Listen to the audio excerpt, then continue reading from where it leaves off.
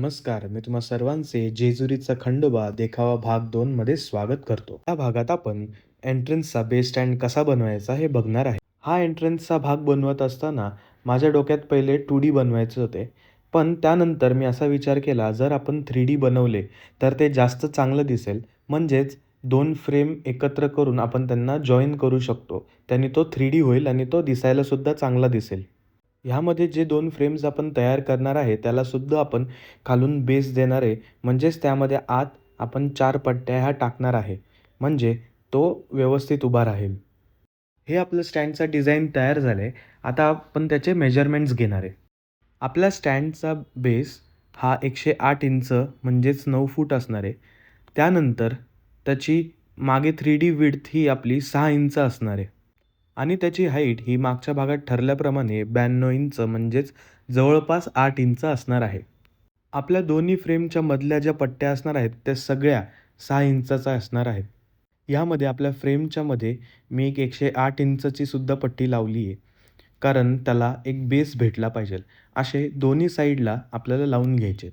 त्यानंतर त्यामध्ये एक उभी पट्टी जी जवळपास 82 इंच अशी असणार आहे. जी स्टँडला खालून सपोर्ट करेल. अशा प्रकारे आपला स्टँडची डिझाइन आणि त्याचे मेजरमेंट्स दोन्हीसुद्धा तयार झालेले आहे.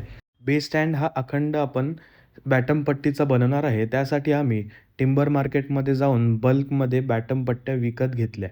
आम्ही बॅटमचे 10चा 1 बंडल असे 9 बंडल आणले. सर्व सामान आणून झाल्यावर आम्ही फायनली कामाला सुरुवात केली. आम्ही काही बॅटम पट्ट्या ह्या 8 फुटाच्या आणि काही या 9 फुटाच्या आणल्यात.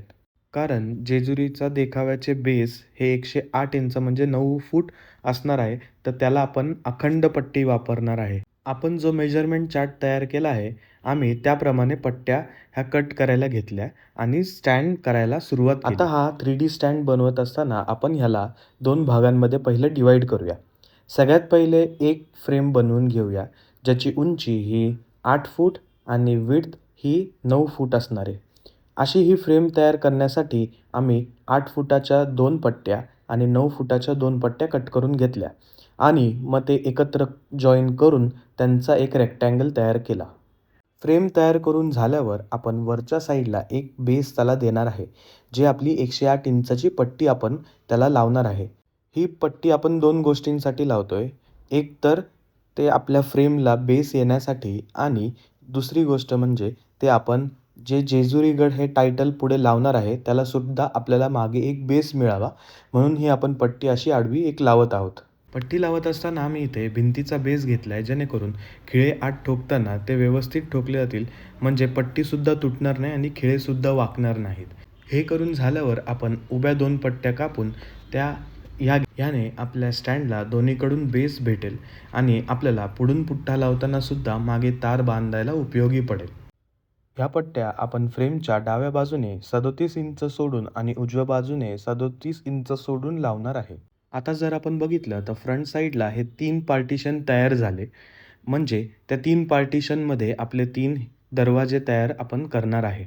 यानंतर फ्रेममध्ये वरती जो आपण 1 फुटाचा गॅप ठेवला आहे, त्यामध्ये सुद्धा आपण बॅटम लावणार आहे. कारण ते वरनं जास्त हलू नये यासाठी. त्यासाठी आपण 1 फुटाच्या 2 पट्ट्या कट करून घेतल्यात आणि डाव्या बाजूच्या पार्टिशनमध्ये वरती 1 आणि उजव्या बाजूच्या पार्टिशनमध्ये वरती 1 अशा 2 हे आपण लावणार आहे. अशी ही आपली एक फ्रेम तयार करून रेडी झाली. अशीच सेम साईजची आपण एक दुसरी फ्रेमसुद्धा तयार करणार आहे, ज्याचे मेजरमेंट एकदम सेम असणार आहे. यानंतर या 2 फ्रेमला एकत्र जॉइन करण्यासाठी 4 इंचचे ब्लॉक आपण कट करून घेणार आहे. म्हणजे 4 इंचचा ब्लॉक आणि दोन्ही साईडच्या 2 पट्ट्या मिळून 6 इंच होणार आहे.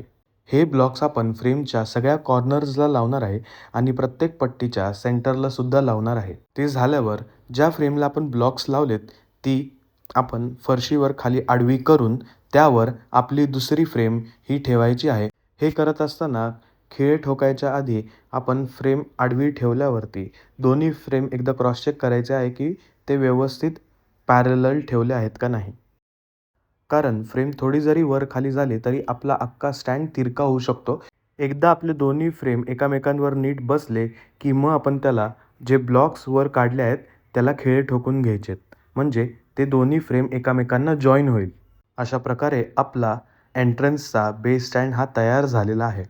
हा भाग तुम्हाला कसा वाटला कमेंट्समध्ये नक्की सांगा आणि आवडल्यास लाईक, शेअर आणि सबस्क्राईब करायला विसरू नका. गणपती बाप्पा मोरया.